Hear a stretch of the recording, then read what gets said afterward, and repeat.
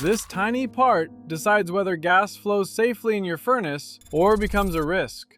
And the thing is, most homeowners ignore this. Here's what the gas valve actually does.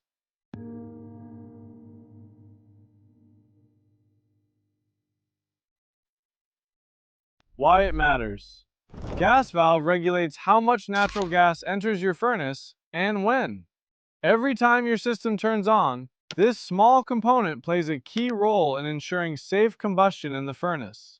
It controls the flow of fuel to the burner, ensuring safe ignition, consistent heating, and automatic shutoff to prevent dangerous gas leaks. If this part somehow malfunctions, your furnace won't operate safely and efficiently. Too little gas? Your system won't heat the house properly. Too much gas? You've unlocked a new safety hazard. If it sticks, fails, or leaks, your furnace can't protect you the way it's designed to. And most homeowners would never know it's happening. The invisible risk. Gas is invisible. You can't see pressure fluctuations or internal wear happening inside the gas valve, which is why it's easier for homeowners to ignore. Over time, components can degrade, seals can weaken, and response times can slow down, all without obvious warning signs.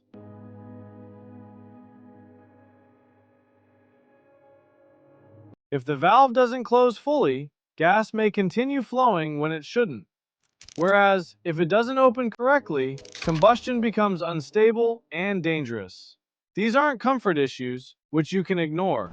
They're safety concerns that develop quietly long before a complete breakdown of the system. Why we always check it.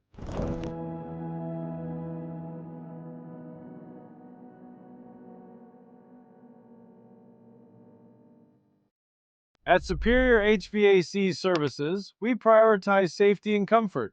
During inspections, we're not just checking if the furnace turns on, we're testing whether critical safety components are operating within proper limits, especially the gas valve that controls fuel delivery.